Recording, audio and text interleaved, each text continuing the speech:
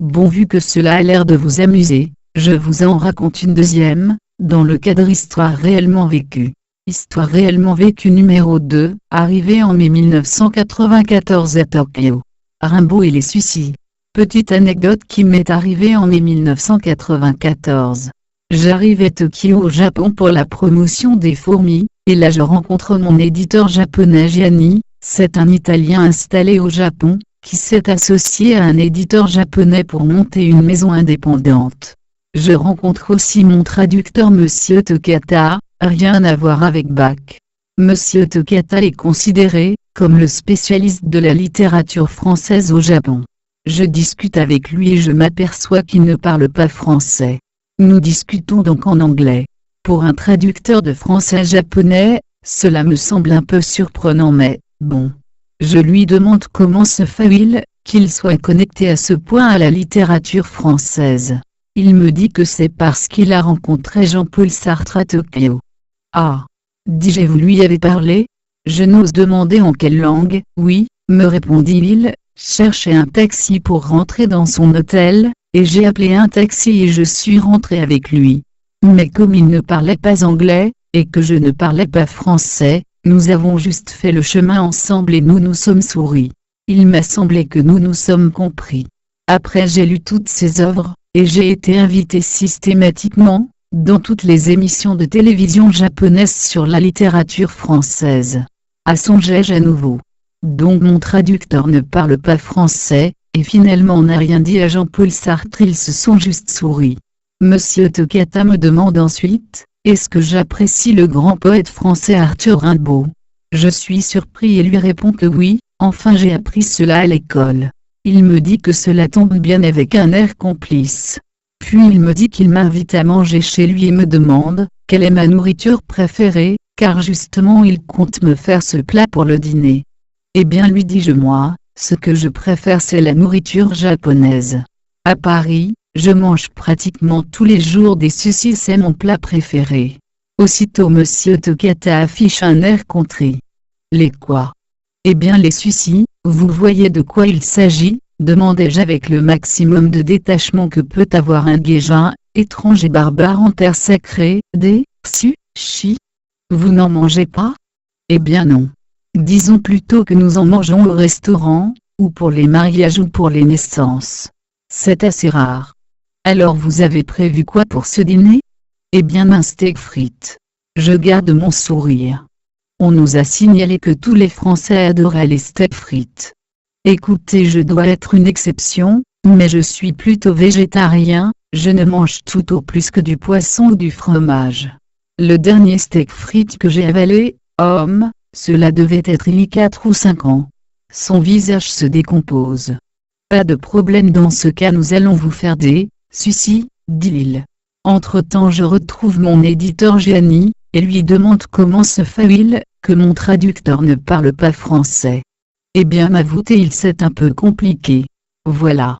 Monsieur Tokata est considéré comme le grand spécialiste de la littérature française, mais en effet il ne parle pas français. Ok.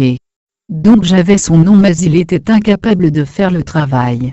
Alors j'ai cherché quelqu'un qui parle français, et j'ai trouvé Monsieur Takashi, qui lui est fils de l'ambassadeur du Japon en Suisse. Il est parfaitement francophone mais il n'est pas écrivain. Zut. Mais par chance, sa femme, Yami, qui est chinoise, est écrivaine. Ouf, donc Takashi a lu Les Fourmis, l'a traduit oralement à Yami, qui l'a écrit et cela a donné le manuscrit.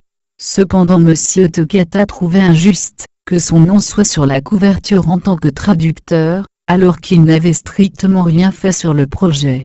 Donc, par pure conscience professionnelle, et par amour de la culture française, il a pris une initiative personnelle, il s'est dit que cela pourrait être l'occasion de faire découvrir un autre grand écrivain français, Arthur Rimbaud.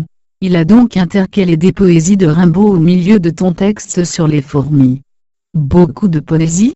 Disons 1 page sur 3. Ah quand même. Donc un tiers du livre? Le problème c'est qu'une fois que Tokata a mis ces poésies de Rimbaud au milieu de ton texte, eh bien, mes éditeurs associés japonais, qui ont relu le texte l'ont trouvé très mauvais car incompréhensible. Je m'en doute. Et donc ils ont donc renoncé à publier les fourmis au Japon. Continue, dit Jean crispant légèrement la mâchoire. Bon, ensuite le temps a passé, et puis un jour un de mes éditeurs associés a discuté avec sa femme de ménage coréenne, qui lui parlait de son plaisir à lire le roman Les Fourmis. Il lui a dit que c'était un livre incompréhensible, et que pour leur part ils avaient préféré renoncer à publier quelque chose d'aussi ésotérique. Alors elle a raconté oralement l'histoire des fourmis. L'éditeur japonais a dit: mais c'est une histoire passionnante. Cela ne ressemble pas du tout au texte que m'a remis Tokata. Alors ils ont mené l'enquête, ils ont découvert la présence de Takashi et de sa famille amie. Et ils lui ont demandé de retrouver le manuscrit original avant l'intervention de Monsieur Tokata. Par chance Yami avait encore dans sa poubelle une version brouillon écrite au crayon à papier. Et la happy end, tu vois Bernard, nous avons donc ressorti cette version, et nous l'avons donc publiée telle quelle. Nous avons cependant laissé le nom de Monsieur Tokata, qui donc n'a rien fait sur le projet, mais qui est considéré ici comme le spécialiste de la littérature française, et le grand ami de Jean-Paul Sartre. Ah, dis-je, tout en pensant c'est quoi ce bordel? Je déglutis et me retiens d'exprimer ma pensée, sachant qu'au Japon mieux vaut ne pas montrer ses émotions. Bon, le soir donc je dîne chez Tokata. Enfin la femme de Tokata nous amène timidement un plateau de sushi. Le grand spécialiste m'explique: eh bien nous avons dû acheter des couteaux spéciaux pour le sushi, je crois cela a une valeur autour de 2000 €, et ma femme a acheté un livre pour apprendre à les préparer, car il y a un angle précis pour couper la fibre du poisson, et si on ne trouve pas cet angle, eh bien c'est difficile à manger. Je n'ose dire que je crois savoir qu'il y a des écoles de sushiment, où ils étudient pendant plusieurs années avant de préparer ce plat. Je goûte les sushis. Les enfants de la famille sont étonnés, car ils n'en avaient jamais vu à la maison. Nous mangeons. Du moins nous tentons de manger, car Madame Tokata n'a pas trouvé l'angle précis pour couper les fibres du poisson. Je mâche longuement, puis recrache discrètement dans ma serviette, la boule impossible à avaler. Les enfants font pareil. La femme perd complètement la face, et va pleurer dans la cuisine. Tokata pour sa part affiche un énorme sourire, signifiant que tout cela n'est pas grave, la situation est sous contrôle. Vous mangez quoi d'habitude? Demandai-je pour faire diversion.